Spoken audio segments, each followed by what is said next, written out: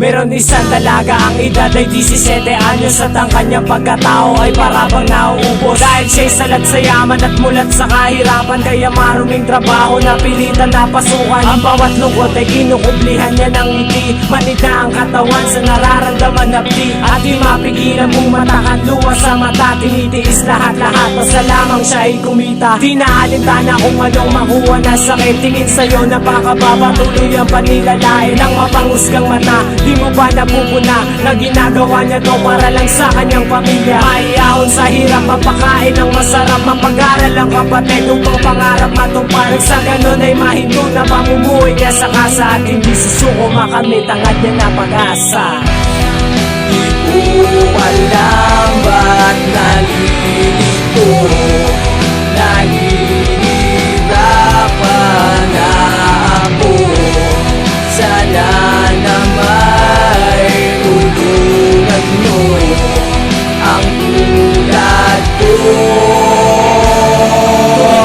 Kumakayod habang may hawak na Yosip, ang palakas ng loob, ang alak na dumadampi sa kanyang labi upang makarami siya ng parokyano. Ang tumigil sa gawain ng sagot ay laging pano, at nalilito kung saan na nga ba talaga patungo ang kanyang landas sa tila unti-unting gumubuho. Sa kalakan ng laman na para bang naging libangan, pero di biro ang kanyang mga pinagdaraanan. At dinadalangin na sana ay huwag nang ang mamana ng magiging anak niya ang ganitong mga sistema, dahil ito lang ang tanging paraan para matustusan ang araw-araw nilang mga pangangailangan. Siya'y naaawa sa sarili niya, di niya alam sa pupunta, nag-aalangan na iakbang ang kanyang mga paa para humanap ng sagot at lunas sa problema ng matapos na suliranin na lagi niyang dinadala.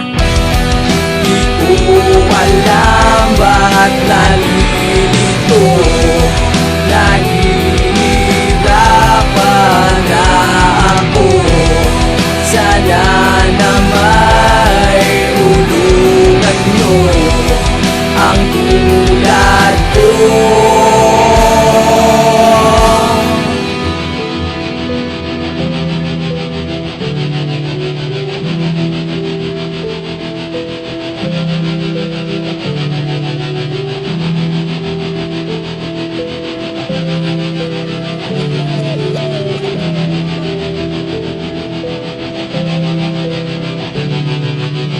Kanyang kapalaran, paano kaya matatakasan ang bawat suliranin, patuloy na nilalabanan. Ang isip niya'y nalilito, katapusan ay nasaan.